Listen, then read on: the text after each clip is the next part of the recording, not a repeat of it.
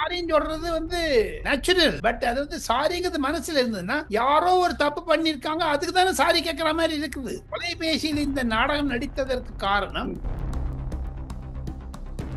தமிழ்நாடு காவல்துறை முதல்வரினுடைய கட்டுப்பாட்டில் தான் இயங்கி வருகிறதா அப்படிங்கிற ஒரு விஷயம். முதலமைச்சருக்கு அந்த பிடிப்பு இல்லை என்று தான் தெரிகிறது. அந்த கிரிப் இல்லை, தளர்ந்து விட்டது. அதுக்கு என்ன காரணமா இருக்கும்? ஐஏஎஸ் ஐபிஎஸ் ஆபீசர்கள் முதலமைச்சருக்கு அடிமையாக வேண்டும், ஆனால் முதலமைச்சர் அதிகாரிகளுக்கு அடிமையாகி விட்டாரே என்ற ஒரு அச்சம் இருக்கிறது கண்டிப்பாக.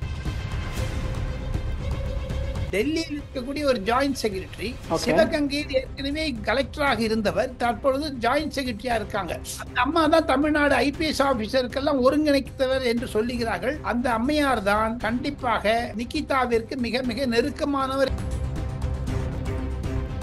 தப்பன் தேக்கா என்பவர் மீண்டும் பதவியில் நியமிக்கப்பட்டிருக்கிறார். அவர் RN ரவியினுடைய சிஷ்யர். இதுல இருந்து உங்களுக்கு புரிஞ்சுக்கலாம் என்னன்னு. அப்போ இனி வரும் காலத்துல RN ரவியினுடைய செயல்பாடுகள் சிவியரா இருக்க போது மாநில அரசுக்கு குறிப்பாக காவல்துறைக்கு அழுத்தம் கொடுக்கக்கூடிய வகையில் இருக்கும்னு புரிஞ்சுக்கலாமா? இந்த கொலை வழக்கில் கோபிநாத் கண்டிப்பாக எக்ஸ்ட்ரா கான்ஸ்டிடியூஷன் அத்தாரிட்டி வந்திருக்காங்க. சிபிஐ முதலில் அந்த நிகிதாவை கைது செய்வார்கள் என்று தான் வட்டாரங்கள் தெரிவிக்கின்றன. அரசியல் ரீதியாக சென்ட்ரல் பியூரோ ஆஃப் இன்வெஸ்டிகேஷன் கூடிய விரைவில் ஒரு அரசியல் புள்ளியை நோக்கி விசாரணை சென்றாலும் ஆச்சரியப்படுவதற்கில்லை. அதற்கான ஆயத்தங்கள் டெல்லியில் தயாராகி வருகிறது.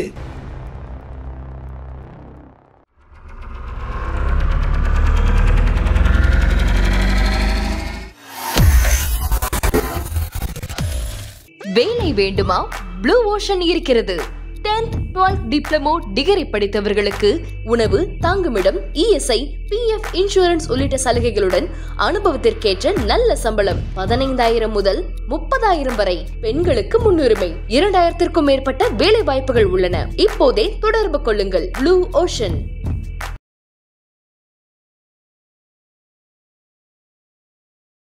தமிழ் நேயர்கள் அனைவருக்கும் அன்பு வணக்கம்.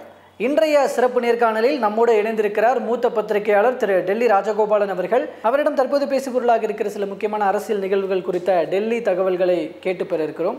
பேசலாம். வணக்கம் சார். நமஸ்காரம். நமஸ்காரம் சார். இங்க தமிழ்நாட்டை பொறுத்த வரைக்கும் முதல் பெரும் பிரச்சனையாகவும் பேசுபொருளாகவும் இருக்கிறது இப்போ அஜித்குமார் அவருடைய மரணம், ரீசெண்டா கஸ்டோடியல் டெத். அந்த விவகாரத்துல காவல்துறை மீது பெரிய விமர்சனங்கள், காவல்துறையை கையாளுற முதல்வர் மீது நிறைய விமர்சனங்கள் வைக்கப்பட்டு இருக்கு. அந்த வகையில தமிழகத்தினுடைய சட்டம் ஒழுங்கு பிரச்சனைகள் பத்தி டெல்லியினுடைய பார்வை எப்படி இருக்கிறது? மிக மிக மோசமாகத்தான் தமிழக சட்ட ஒழுங்கு இருக்கிறது என்று மத்திய உள்துறை செயலாளர் மற்றும் மத்திய உள்துறை உளவு பிரிவினுடைய தலைவர் ஆகியோர் அமித்ஷாவிற்கு ஒரு குறிப்பு கொடுத்திருப்பதாக நான் கேள்விப்படுகிறேன். அதையும் தவிர கூடிய விரைவில் RN ரவி அவர்கள், ஆளுநர் தமிழ்நாடு, அவர் மத்திய உள்துறை செயலாளர் கோவிந்த் மோகனை சந்தித்து என்ன பேசினார் அஜித்குமாரை பற்றி என்று கேட்கவே ஆனால் தலை சுத்தம் உங்களுக்கு. அப்படியே ரொம்ப சீரியஸ் மேட்டர்ஸ். இது தமிழ்நாட்டில் போதைப் பொருள்லாம் விட்டுருங்க, எல்லாத்தையுமே விட்டுருங்க, ஒண்ணுமே வேண்டாம். இந்த அஜித்குமார் விஷயம் ரொம்ப சீரியஸா எடுத்துட்டு இருக்காங்க மத்திய உள்துறை செயலகம். ஓகே. இல்ல அதுதான் அந்த வகையில இது எந்த அளவுக்கு அவங்க சிவியரா இருக்கிறாங்க. நீங்க சொன்னது போல இப்போ அமைச்சருக்கு மத்திய உள்துறை அமைச்சருக்கு இன்புட்ஸ் கொடுக்கப்பட்டிருக்கு அப்படிங்கறதெல்லாம் சொன்னீங்க இல்லையா? அது எதை சார்ந்ததாக இருக்கும் எதிர்பார்க்கலாம்? ஆளுநருடைய நடவடிக்கைகள், அதன் வரிசையில ஆளுநருடைய நடவடிக்கைகளும் எப்படி இருக்கும்? கிரவுண்ட் ரிப்போர்ட் பத்தி தான். Okay okay. தமிழ் நேயர்களுக்கு ஒரு புதிதான விஷயத்தை சொல்ல ஏற்கனவே இருக்கிறது, நிறைய பேருக்கு தெரிஞ்சு. பட் புரிதலை உண்டாக்குவதற்காக எனக்கு கிடைக்கக்கூடிய ஆதாரங்கள் எங்கிருந்து கிடைக்கின்றன என்பதை கூட நான் சொல்ல தயாராக இருக்கிறேன். மத்திய உள்துறை செயலகத்திற்கு 3 அல்லது 4 முனையிலிருந்து செய்திகள் வந்த வண்ணம் இருக்கும். குறிப்பாக தமிழகத்தில் இருக்கக்கூடிய உள்துறையின் ரகசிய பிரிவு, ஸ்பெஷல் டைரக்டர் இன்டெலிஜென்ஸ் பியூரோ என்று பெயர், சென்னையில் இருக்கிறார் அவர். அவருக்கு கீழே 30-35 டிஸ்ட்ரிக்ட்ஸ்ல இருக்கக்கூடிய சீனியர் IPS IAS ஆபீசர்ஸ் ஒரு இன்புட்ஸ், அவர் கொடுக்கக்கூடிய தகவல்களை வைத்துத்தான் மத்திய உளவுத்துறை இன்டெலிஜென்ஸ் பியூரோ மிஸ்டர் தருண் தேக்கா என்பவர் ஐபி டைரக்டர்.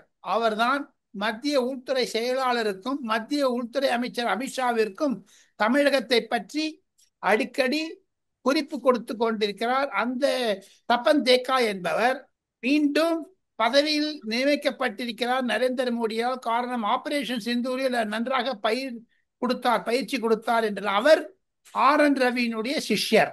இதுல இருந்து உங்களுக்கு புரிஞ்சுக்கலாம் என்னன்னு. ஸோ அப்போ இனி வரும் காலத்துல RN ரவியினுடைய செயல்பாடுகள் ரொம்ப ஒரு சிவியரா இருக்க போது மாநில அரசுக்கு, குறிப்பாக காவல்துறைக்கு அழுத்தம் கொடுக்கக்கூடிய வகையில் இருக்கும்னு புரிஞ்சுக்கலாமா? Correct, 100% right. ஸோ இதுல இங்க நீங்க இங்க நடக்கிற இந்த விஷயங்கள்லயும் நீங்க பார்த்துட்டு இருந்திருப்பீங்க.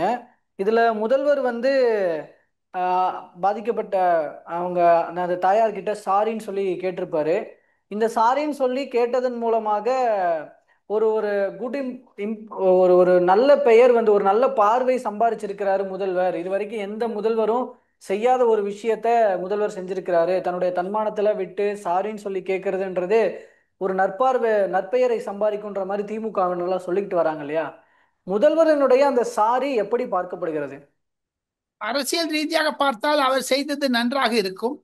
ம் அவருக்கு அருகே இருக்கக்கூடிய ஜால்ரா தட்டுபவர்கள் அவர்களுக்கு வரவேற்பார்கள். ஆனால் எதிரிகளாக இருக்கக்கூடிய சில முக்கியமான கருத்து உரையாளர்கள், பத்திரிகையாளர்கள், எதிர்கட்சி தலைவர்கள் எல்லாம் எப்படி பார்க்கறாங்க கேட்டா, இது தன்னைத்தானே அப்பான்னு சொன்னார அதுக்கு ஈக்குவலா இருக்குதா? ஓ யாருமே அப்பாங்கிறத யாராவது கூப்பிடணுங்க. நானே என்ன அப்பான்னு சொல்லிக்க முடியாது. சாரின்னு சொல்றது நேச்சுரல். பட் அது சாரிங்கிறது மனசுல இருந்ததுன்னா யாரோ ஒரு தப்பு பண்ணிருக்காங்க, அதுக்கு தானே சாரி கேட்கிற மாதிரி இருக்குது. சாரிங்கிறது தனக்குத்தானே வருமானால் தொலைபேசி பேசியிருக்க மாட்டார். தொலைபேசியில் இந்த நாடகம் நடித்ததற்கு காரணம், ரிசீவிங் எண்ட்ல ஒரு ஆளு போன் கையில வச்சுட்டு அவங்க பண்றது ரெண்டுத்தையும் வச்சு தொலைக்காட்சிகளுக்கு வரணும் நாமெல்லாம் பண்ணாங்களே, அது ஒரு நாடகமாகத்தான் பார்க்கிறார்கள். சாரி என்பதை செயல் ரூபத்தில் காண்பிக்க வேண்டும். சாரி என்பது இவர் ஒருத்தருக்கு சரின்னு விட்டாரு, இன்னொருத்தருக்கு சாரி சொல்றது சரியில்லையே. தமிழ்நாடு போலீஸ் இப்போ முதல்வரோட கட்டுப்பாட்டில் தான் இருக்கிறதா அப்படின்னு சொல்லி நிறைய கொஷின் ரைஸ் பண்ணிட்டு இருக்காங்க இந்த கஸ்டோடியல் டெத்துக்கு அப்புறம். அந்த பார்வையில் அந்த கேள்விக்கு உங்களுடைய பார்வை என்னவா இருக்கிறது? தமிழ்நாடு காவல்துறை முதல்வரினுடைய கட்டுப்பாட்டில் தான் இயங்கி வருகிறதா அப்படிங்கிற ஒரு விஷயம். என்னை தனிப்பட்ட முறையில் கேட்டால், நான் ஐயா கருணாநிதி அவர்களிடம் நன்றாக பழகியவன், மிக மிக மிக நெருக்கமாக பழகியவன். தினமணியுடைய நாளேட்டின் டெல்லி நிருபராக இருந்தபோது அம்மையார் ஜெயலலிதாவுடன் பழகியவன். அந்த ருமையில் பார்த்தால் LTT என்றாலே அம்மையார் ஜெயலலிதாவுக்கு கோபம் வரும். தமிழகத்தில் அந்த சட்ட ஒழுங்கை நிலைநாட்டி அமுக்கி பிடித்தவர், இருப்பாக பிடித்தவர். ஐயா கருணாநிதிக்கும் அந்த சில நற்குணங்கள் இருந்தன, தெரியப்பட்டது. ஆனால் முதலமைச்சருக்கு அந்த பிடிப்பு இல்லை என்று தான் தெரிகிறது. அந்த கிரிப் இல்லை, தளர்ந்து விட்டது.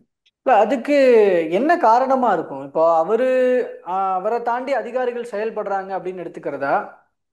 ஒரு முதலமைச்சர் மெழுகு காட்ட வேண்டுமே என்றால் அந்த முதலமைச்சருக்கு ஆட்சியினுடைய அதிகாரம் தனக்கு இருக்கிறதே என்று சொன்னால், அவர் பொதுமக்களிடம் நல்ல உறவு வைத்திருக்கிறார் என்றால் போலீஸ் தேவையில்லை, ஆட்சியாளர் தேவையில்லை, நன்னா பண்ணலாம், ஜோரா பண்ணலாம். அம்மையார் ஜெயலலிதாக்கு எப்படி இருந்தது, கலைஞருக்கு எப்படி இருந்தது, வழக்கம். ஆனால் அதிகாரிகளையே நம்பி, அதான் இன்னைக்கு நயினார் நாகேந்திரன் நல்லா சொல்லியிருக்கார், போலீஸ்கார் IPS ஆபீசர்ஸ் நம்புறதை விட IPS ஆபீசர்ஸ் எல்லாம் மிஸ்லீடிங் சீஃப் மினிஸ்டர் சொல்றது கரெக்டா சொல்லியிருக்காரு. அந்த IAS அதிகாரிகளுடைய மொத்தம் சேர்ந்தீங்கன்னா ஒரு 600 பேர் இருப்பாங்க சார். டாப் டிசிஷன் மேக்கிங்ல பாத்தீங்கன்னா ஒரு 10 பேர் இருப்பாங்க. கோபிநாத் IAS 5 பேர், IPS 5 பேர். இந்த 10 பேருடைய ஒரு எண்ணங்களை எல்லாம் ஒன்று வைத்து பார்த்து அரசியல் ரீதியாக அணுகுமுறை செய்ய வேண்டும் முதலமைச்சர். அதை தவறிவிட்டார். முதலமைச்சர் செய்வதிலிருந்து அவர்களுக்கு அடிமையாகி விட்டார். IAS IPS ஆபீசர்கள் முதலமைச்சருக்கு அடிமையாக வேண்டும். ஆனால் முதலமைச்சர் அதிகாரிகளுக்கு அடிமையாகி விட்டாரே என்ற ஒரு அச்சம் இருக்கிறது. கண்டிப்பாக அதிகார ரீதியில் முதலமைச்சருடைய பங்கு என்பது மிக மிக 10க்கு ஒரு 3 மார்க் கொடுத்தா அதிகங்க. இதுல நிக்கிதான்ற அந்த பெண் புகார் கொடுத்தவங்க கடைசியில அவங்க வந்து நிறைய மோசடியில ஈடுபட்டிருக்கிறாங்க. அவங்க இதுல வந்து பொய் சொல்லியிருக்கலாம், நகை இல்லாத இடத்துல நகை இருந்தது காணா போயிருக்குன்னு சொல்லியிருக்கலாம். அவங்கள விசாரிக்கணும் அப்படின்னு சொல்லும் பொழுது அவங்க தலைமறைவாகி இருக்கிறாங்க. கோயம்புத்தூர்ல தென்பட்ட போது கூட அவன் மக்கள் சுற்றி வளைத்து பிடித்த போதும் கூட விட்டுருங்க அப்படின்ற மாதிரி காவல்துறையினர் சொன்னதாக செய்திகள் வருது. அப்போ இந்த இடத்துல நிகிதாவை யார் பாதுகாக்கிறார்கள்? கோட்டையிலிருந்து ஒரு ஐஏஎஸ் வந்து பேசியிருக்கிற ஒரு ஒரு ஐஏஎஸ் அதிகாரி தான் பின்னாடி இருந்து செயல்பட்டு இருக்கிறார் அப்படின்லாம் நிறைய தகவல்கள் பேசுறாங்கல்ல. இதுல உங்களுக்கு கிடைக்கப்பெற்ற தகவல்கள் என்ன? அது டெல்லி பத்தி ஒரு பெண்மணியை பத்தி லதா சொல்லி நீ கேள்விப்படலையா? அது ம். டெல்லியில் இருக்கக்கூடிய ஒரு ஜாயிண்ட் செக்ரட்டரி, ஓகே. சிவகங்கையில் ஏற்கனவே கலெக்டராக இருந்தவர், தற்பொழுது ஜாயிண்ட் செக்ரட்டரியா இருக்காங்க. ம். அந்த அம்மா தான் தமிழ்நாடு ஐபிஎஸ் ஆபீசருக்கெல்லாம் ஒருங்கிணைத்தவர் என்று சொல்லுகிறார்கள். அந்த அம்மையார் தான் கண்டிப்பாக நிகிதாவிற்கு மிக மிக நெருக்கமானவர் என்று சொல்லுகிறார்கள். ஆக மொத்தம் இந்த வலைச்சிக்கலில் நீங்க முதல்ல ஆரம்பிச்சோடனே நீங்க டெல்லியில கேட்டீங்க ஆமா. எப்படி வீ பண்றதுன்னு. ம்.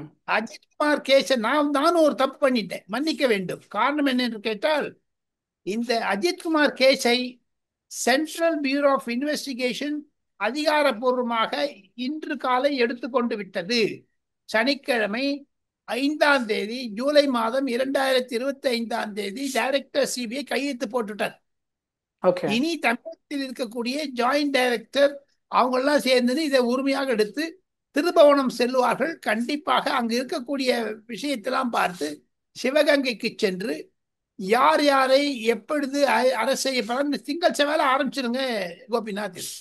ம். அப்போ இந்த அதிகாரிகள் பேசியதை பற்றி யாராவது புகார் சொன்னால் கண்டிப்பாக இது பொது வலைத்தளங்களிலும் பொது வாழ்க்கையிலும் வந்து விட்டது. கன்சர்னிங் ஐஏஎஸ் ஆபீசர், இது வந்து ஐபிஎஸ் ஐஏஎஸ் ஆபீசருக்குள்ளேயே இருக்கக்கூடிய ஒரு பிளவு. அதிமுக திமுக, வட இந்திய தென்னிந்தியர், ஜாதி வகுப்பு இதெல்லாம் பிரிஞ்சு இருக்கிறதுனால அவங்களே போட்டு கொடுத்துருவாங்க இன்னொருத்தனு. அவங்க அங்க இருக்க கான்ட்ரடிக்ஷன். இந்த செய்தி வெளில வருதுன்னு எப்படிங்க வருது? இருக்கக்கூடிய 10 டாப் ஐபிஎஸ் ஆபீசர்ஸ் மனதில் எடப்பாடி பழனிசாமியுடன் பயிர்ந்தவர்கள் பணிபுரிந்தவர்கள் 5 பேரு, முக கடந்த 4 வருடமாக பணிபுரிந்தவர்கள் 5 பேரு. ஸோ ஆக மொத்தம் அந்த கான்ட்ரடிக்ஷன் அதிலே வருதுங்க.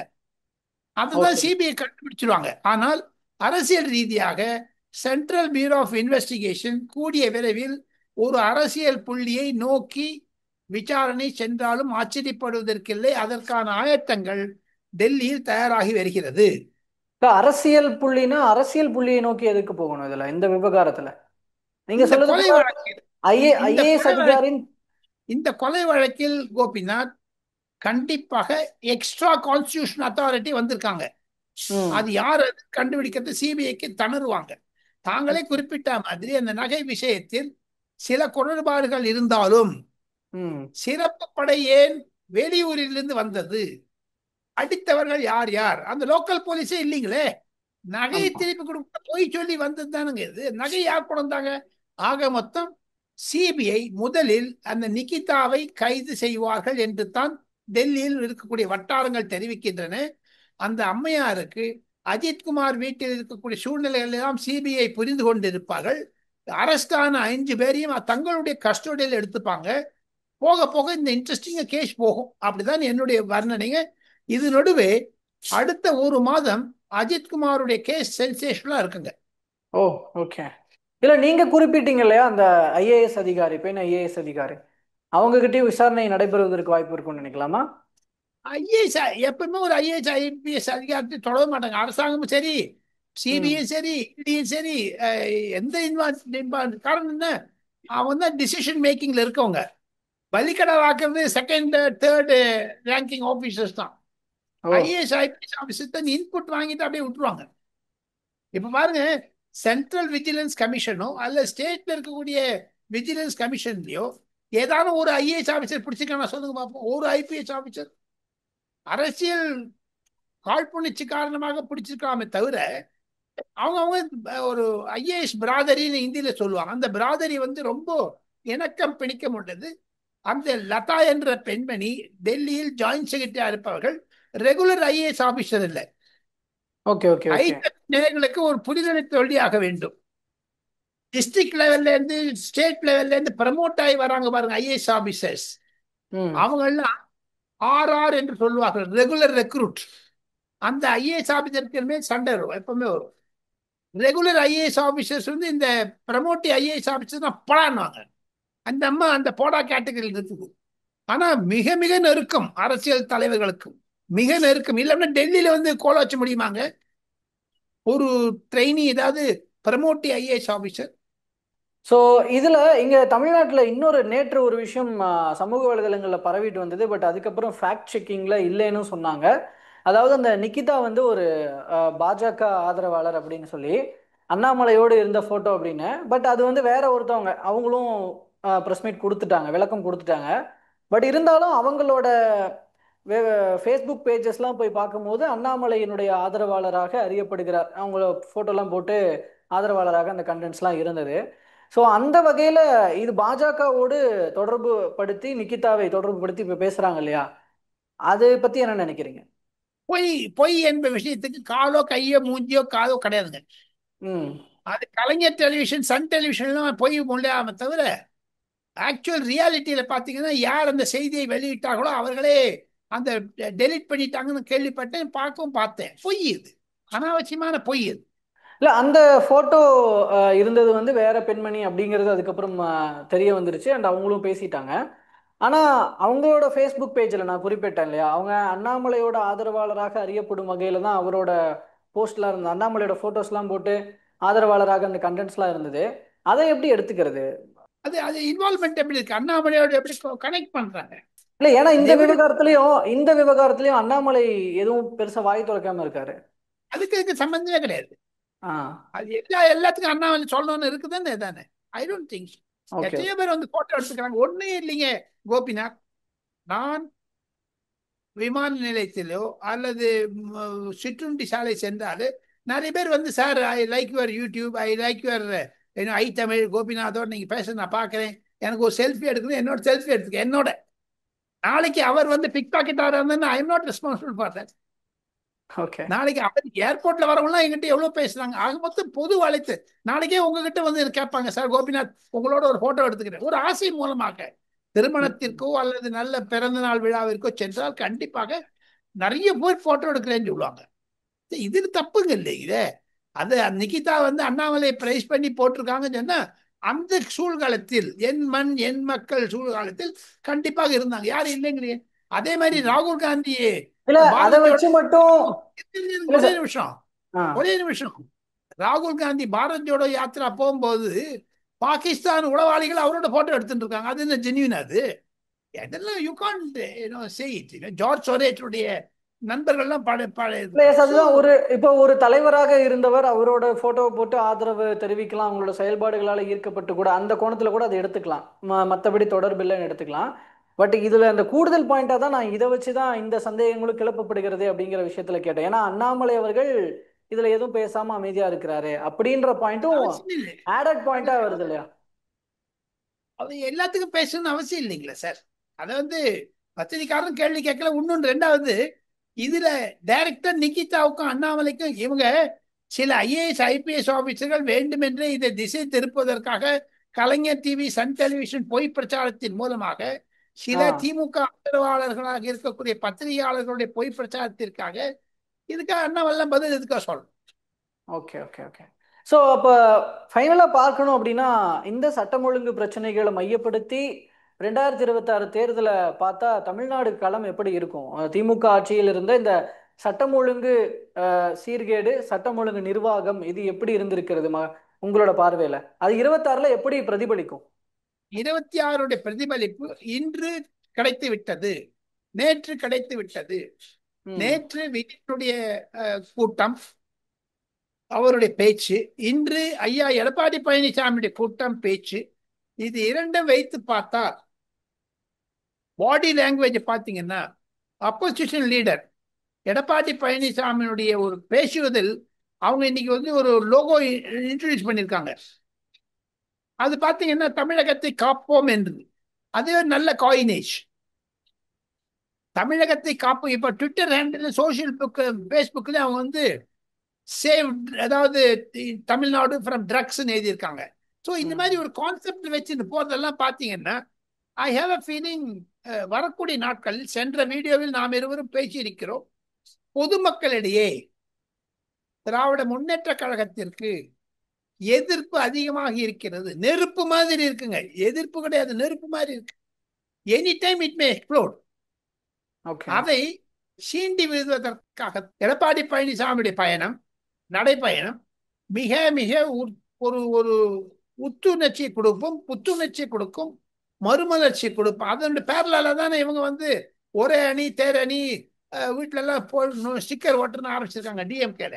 ஸோ களம் சூடு பிடிக்க ஆரம்பித்து விட்டது. 6 மாதம் இருந்தாலும் சரி, கண்டிப்பாக தமிழகம் சூடு பிடித்து விட்டது. எதிர்கட்சிகளுக்கு அதிகமான வாய்ப்பு இருப்பதாகத்தான் டெல்லியில் கிடைக்கக்கூடிய உணர்வாளர்கள், பத்திரிகையாளர்கள், அரசியல் ஆலோசகர்கள் தெரிவிக்கிறார்கள். ஓகே. ஸோ தொடர்ந்து பார்க்கலாம் சார். நடக்க போகிற நகர்வுகளின் போதும் தொடர்ந்து பேசலாம். தற்போதைக்கு பல்வேறு தகவல்களை, கருத்துக்களை பகிர்ந்து கொண்டமைக்கு நன்றிங்க சார். தேங்க்யூ.